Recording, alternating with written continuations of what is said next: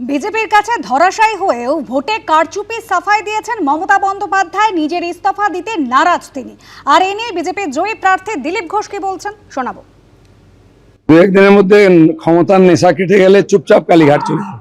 এ পুরোনো অভ্যাস ওনার। হ্যাঁ, না করবো না, দেবো না, তারপর লাইনে এসে যান। পাবলিক গলা ধাক্কা দিয়েছে, এখন কোথায় থাকবে না। রিটায়ারমেন্টের বয়স হয়ে গেছে, পাবলিক বলছে সন্ন্যাসে যান, ম্যান্ডেট এসে গেছে। তার বিরুদ্ধে উনি কোর্টের বিরুদ্ধে যাবেন, নির্বাচন কমিশনের বিরুদ্ধে যাবেন, সংসদের বিরুদ্ধে যাবেন, এখন পাবলিকের বিরুদ্ধে যাবেন। জীবনে উনি কাউকে বিশ্বাস করেননি, পাবলিককে বিশ্বাস করেননি, এখানকার ভোটারকে, তাই ফলস ভোট দিতেন।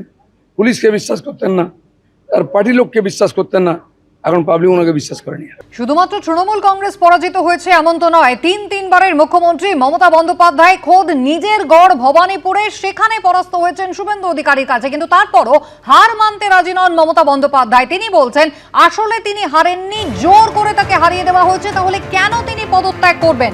বিজেপির কাছে হেরেও এখন ইস্তফা দিতে রাজি নন মমতা বন্দ্যোপাধ্যায়। গণতন্ত্রের রীতিনীতিও কি তাহলে মানছেন না তিনি? তারা জিতেছেন, হারেনি, নৈতিকভাবে তাদের জয় হয়েছে এমনটাই দাবি করছেন মমতা বন্দ্যোপাধ্যায়। আর তাই বিপুল ভোটে হারার পরেও তিনি মুখ্যমন্ত্রিত্ব ছাড়তে নারাজ।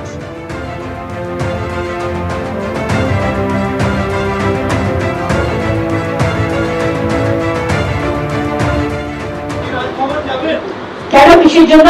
আমরা তো হারিয়ে নিয়ে যাবো।